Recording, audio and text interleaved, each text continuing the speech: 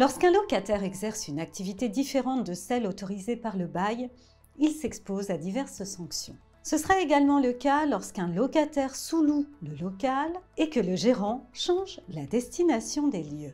Le bailleur peut choisir d'accepter une modification de la destination et demander un déplafonnement du loyer lors du renouvellement du bail. La résiliation du bail pour non-respect de la destination. Le bail peut prévoir une clause résolutoire de plein droit qui peut être mise en œuvre en cas de non-respect de la destination du bail. Si des régimes dérogatoires ont été publiés par décret afin de neutraliser les clauses résolutoires en cas de non-paiement de loyer durant l'épidémie de Covid-19, les clauses résolutoires peuvent quand même se déclencher en cas de non-respect de la destination du bail.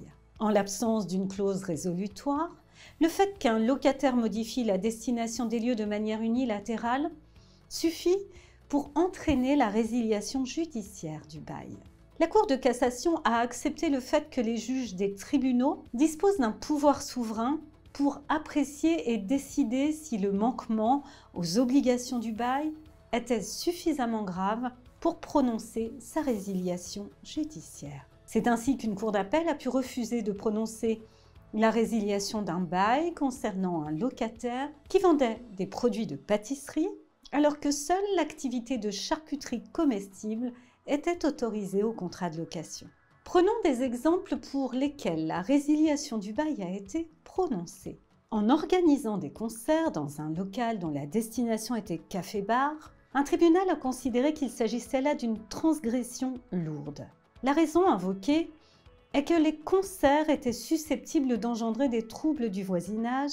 Par ailleurs, les voisins avaient justement signé une pétition pour se plaindre des nuisances nocturnes et particulièrement du bruit excessif des concerts de rock régulièrement organisés. Autre histoire. En 1998, la Cour d'appel de Montpellier a résilié un bail dédié au commerce de cafetiers. Le locataire avait transgressé les règles en faisant de la restauration. Le bailleur, dans un premier temps, n'avait pas réagi car il n'avait pas connaissance de cette transformation. Dès qu'il en a eu connaissance, il a clairement montré son opposition. Les juges ont alors résilié le bail du locataire. En 1997 à présent, la Cour de cassation a accepté la résiliation d'un bail dont la destination était hôtel, pension de famille.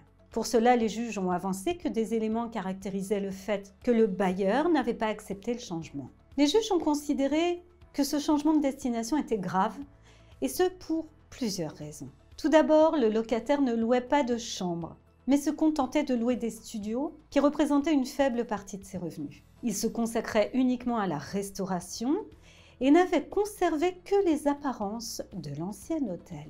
Ensuite, si le bailleur avait donné congé à son locataire, ce congé ne pouvait pas s'interpréter comme une approbation du changement d'activité. Enfin, la transformation effectuée par le locataire ne correspondait pas à une simple extension de l'activité hôtelière, de sorte que la location de studios meublés n'en faisait plus un hôtel-restaurant. Lorsqu'un local est loué pour une activité de bar dancing, le changement d'activité vers la restauration a été considéré comme grave par la Cour de cassation en 2008.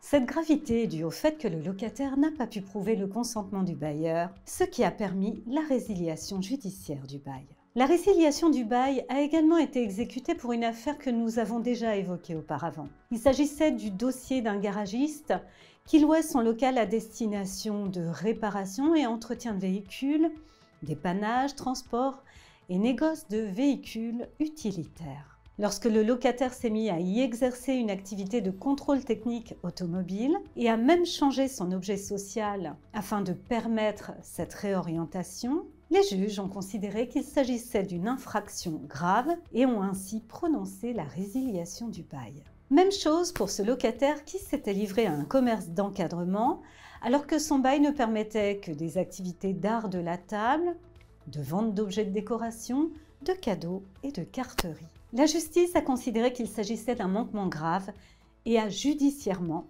résilié son bail.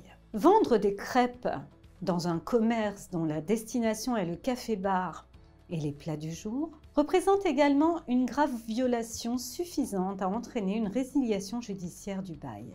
Dans une autre affaire en 2017, la Cour d'appel de Paris a résilié le bail d'un locataire qui organisait des concerts et des spectacles de danse et de chant et qui en faisait même la publicité sur son site internet. N'oublie pas de t'abonner à notre chaîne pour ne manquer aucune de nos prochaines vidéos. Et surtout, pense à liker si le contenu te plaît. Il s'agissait là d'un manquement grave, car la destination de son bail commercial ne mentionnait que le commerce de vin et le restaurant. Les juges de la Cour de cassation avaient également résilié un bail commercial destiné à la balnéothérapie, modelage, esthétique. Pourquoi? Parce que le locataire y organisait des massages tantriques et naturistes avec des masseuses dévêtues. Pour rester dans les affaires que nous avons déjà citées, la Cour d'appel de Paris avait également résilié le bail portant sur l'activité de boulangerie, pâtisserie, sandwicherie, rôtisserie, pizza et autres plats à emporter et de glaces, bonbons, frites et boissons fraîches à emporter, à l'exclusion de tout autre commerce et de toutes activités bruyantes, dangereuses et malodorantes. Pourquoi? Parce que le locataire avait installé des tables et des chaises en terrasse afin de permettre à ses clients de consommer ses produits sur place. Il s'agissait d'un changement de destination de la vente à emporter vers la petite restauration sur place, ce qui était suffisamment grave aux yeux de la Cour d'appel de Paris pour prononcer la résiliation judiciaire du bail commercial. Prenons un exemple pour lequel la résiliation du bail n'a pas été prononcée. Les juges de la Cour de cassation ont considéré en 2020 que le fait de servir des fondues et des raclettes alors que le commerce était loué pour exploiter une crêperie constituait bien un changement de destination.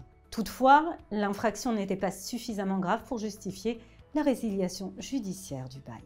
Pour cela, les juges ont invoqué plusieurs raisons. Tout d'abord, si la vente de fondue et de raclette est différente de la vente des crêpes, elle en est tout de même voisine. Par ailleurs, le locataire n'a proposé que des mets relativement simples, un peu comme ceux que l'on déguste dans les grilles.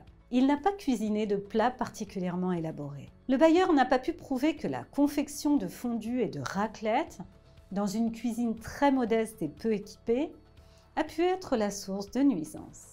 Une autre histoire concerne un locataire qui avait vendu du chocolat alors que son commerce devait être exclusivement réservé au commerce de torréfaction. Les juges ont bien reconnu qu'il y avait eu un changement de destination non autorisé. Pour autant, la Cour d'appel de Versailles a considéré que l'acte n'était pas suffisamment grave pour prononcer la résiliation judiciaire du bail commercial. Pourquoi? Parce que la vente de chocolat a été de courte durée. Et surtout, le locataire a immédiatement cessé dès lors qu'il a reçu un commandement du bailleur. Il ne s'agissait donc pas d'un manquement grave à son obligation contractuelle. En 1990, la Cour d'appel de Versailles a considéré qu'il ne fallait pas résilier judiciairement un bail, mais qu'au contraire, le locataire devait verser 50 000 francs au bailleur à titre de dommages et intérêts. En vendant des parfums et des produits de beauté alors que son contrat de location ne l'autorisait qu'à exercer la profession de coiffure, le locataire n'avait pas commis un changement de destination grave. Dans une autre affaire où un commerce devait se limiter à la charcuterie, mais dans lequel le locataire avait exercé une activité de traiteur, les juges avaient considéré qu'il s'agissait d'un changement de destination non autorisé. En revanche, l'infraction n'était pas grave et ne permettait donc pas de prononcer la résiliation du bail. Pourquoi? Eh bien parce que le service de plats cuisinés à la clientèle a tendance à se généraliser dans la profession. Mais également parce que le locataire exerçait l'activité de traiteur depuis plusieurs années, au vu et au su de tous, et que la mère du bailleur gérait auparavant une activité de boucherie juste à côté. Une autre histoire à présent. Un locataire exploitait un hôtel de 30 chambres. Le bail commercial précisait justement une destination hôtelière. Le locataire a décidé d'affecter 6 chambres à ses salariés, soit 1/5 de la capacité théorique d'accueil de l'établissement. Pour les juges, il s'agissait bien d'un changement de destination en violation avec les termes du bail. Pour autant, l'infraction n'était pas grave et ne justifiait pas de prononcer la résiliation du bail. Les juges ont ainsi accordé un délai de 3 mois au locataire pour se conformer aux dispositions du contrat. Autre histoire. Lorsqu'un locataire a organisé des happy hours dans son local commercial dont la destination était un restaurant, il s'est clairement mis en infraction avec les termes de son contrat. Toutefois, les juges de la Cour d'appel de Paris n'ont pas prononcé la résiliation judiciaire du bail. Le problème était que les happy hours étaient présentés à la clientèle sans faire mention de repas. Mais les juges ont considéré que cette activité n'avait pas persisté. Effectivement, moins de 2 mois après la contestation du manquement, un huissier a constaté que la mention happy hours était désormais accompagnée de la formule « dans le cadre d'un repas » et qu'une capture d'écran tirée du site TripAdvisor démontrait qu'il en était ainsi il y a 2 ans.